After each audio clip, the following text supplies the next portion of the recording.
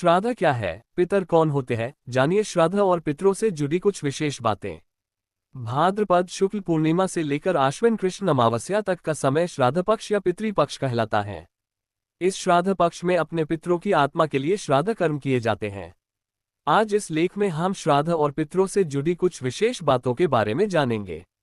श्राद्ध क्या है? श्राद्ध प्रथा वैदिक काल के बाद शुरू हुई और इसके मूल में इसी श्लोक की भावना है।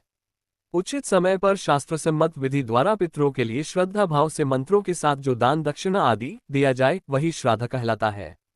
पितर कौन होते हैं? श्राद्धों का पितरों के साथ अटूट संबंध है। पितरों के बिना श्राद्ध की कल्पना नहीं की जा सकती। श्राद्ध पितरों को आहार पहुंचाने का माध्यम मात्र है। मृत व्यक्ति के लिए जो श्रद्धायुक्त होकर तर्पण, पिंड, दान आदि किया जाता है उसे श्राद्ध कहा जाता है, और जिस मृत व्यक्ति के 1 वर्ष तक के सभी और्ध्वदैहिक क्रियाकर्म संपन्न हो जाएं, उसी की पितर संज्ञा हो जाती है।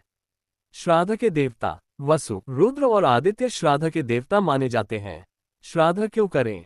हर व्यक्ति के 3 पूर्वज पिता, दादा और परदादा क्रम से वसु, रुद्र और आदित्य के समान माने जाते हैं। श्राद्ध के वक्त वे ही अन्य सभी पूर्वजों के प्रतिनिधि माने जाते हैं। ऐसा माना जाता है कि वे श्राद्ध कराने वालों के शरीर में प्रवेश करके और ठीक ढंग से रीति रिवाजों के अनुसार कराए गए श्राद्ध कर्म से तृप्त होकर वे अपने वंशधर को सपरिवार सुख समृद्धि और स्वास्थ्य का आशीर्वाद देते हैं। श्राद्ध कर्म में उच्चारित मंत्रों और आहुतियों को वे अन्य सभी पितरों तक ले जाते हैं।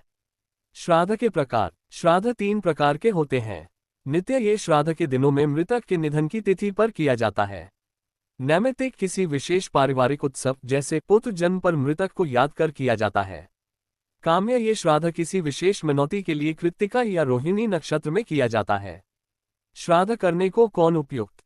साधारणतः पुत्र ही अपने पूर्वजों का श्राद्ध करते हैं, किंतु शास्त्रानुसार ऐसा हर व्यक्ति जिसने मृतक की संपत्ति विरासत में पाई है और उससे प्रेम और आदर भाव रखता है, उस व्यक्ति का स्नेहवश श्राद्ध कर सकता है। विद्या की विरासत से भी लाभ पाने वाला छात्र भी अपने दिवंगत गुरु का श्राद्ध कर सकता है। पुत्र की अनुपस्थिति में पौत्र या प्रपौत्र भी श्राद्ध कर्म कर सकता है। संतान पत्नी को पति द्वारा, पिता द्वारा पुत्र को और बड़े भाई द्वारा छोटे भाई को पिंड नहीं दिया जा सकता, किंतु कम उम्र का ऐसा बच्चा जिसका उपनयन संस्कार न हुआ हो, पिता को जल देकर नवश्राद्ध कर सकता। शेष कार्य उसकी ओर से कुल पुरोहित करता है। श्राद्ध के लिए उचित बातें। श्राद्ध के लिए उचित द्रव्य है तिल, माश, उड़द, चावल, जौ, जल, मूल, जड़युक्त सब्जी और फल। 3 चीजें शुद्धिकारक हैं: पुत्री का पुत्र, तिल और नेपाली कंबल या कुश। 3 बातें प्रशंसनीय हैं: सफाई, क्रोधहीनता और चैन, त्वरा, शीघ्रता का न होना। श्राद्ध में महत्वपूर्ण बातें: अपराह्न का समय, कुशा, श्राद्ध स्थली की स्वच्छता, उदारता से भोजन आदि की व्यवस्था और अच्छे ब्राह्मण की उपस्थिति। श्राद्ध के लिए अनुचित बातें। कुछ अन्न और खाद्य पदार्थ जो श्राद्ध में नहीं प्रयुक्त होते: मसूर, राजमा, कोदो, चना, कपित, अलसी, तीसी, सन, बासी भोजन और समुद्र जल से बना नमक। भैंस, हिरनी, ओटनी, भेड़ और 1 खुर वाले पशु का दूध भी वर्जित है, पर भैंस का घी वर्जित नहीं है। श्राद्ध में दूध, दही और घी पितरों के लिए विशेष तुष्टिकारक माने जाते हैं। श्राद्ध किसी दूसरे के घर में, दूसरे की भूमि में कभी नहीं किया जाता है। जिस भूमि पर किसी का स्वामित्व न हो, सार्वजनिक हो, ऐसी भूमि पर श्राद्ध किया जा सकता है। भाद्रपद पूर्णिमा से ही श्राद्ध क्यों? हमारा 1 माह चंद्रमा का 1 अहोरात्र होता है, इसीलिए ऊर्ध्व भाग पर रह रहे पितरों के लिए कृष्ण पक्ष उत्तम होता है। कृष्ण पक्ष की अष्टमी को उनके दिनों का उदय होता है।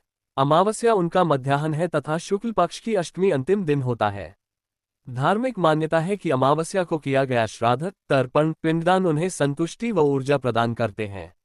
ज्योतिषशास्त्र के अनुसार पृथ्वी लोक में देवता उत्तर गोल में विचरण करते हैं और दक्षिण गोल भाद्रपद मास की पूर्णिमा को चंद्रलोक के साथ साथ पृथ्वी के नजदीक से गुजरता है। इस मास की प्रतीक्षा हमारे पूर्वज पूरे वर्ष भर करते हैं। वे चंद्रलोक के माध्यम से दक्षिण दिशा में अपनी मृत्यु तिथि पर अपने घर के दरवाजे पर पहुंच जाते हैं और वहां अपना सम्मान पाकर प्रसन्नतापूर्वक अपनी नई पीढ़ी को आशीर्वाद देकर चले जाते हैं। ऐसा वर्णन श्राद्ध मीमांसा में मिलता है।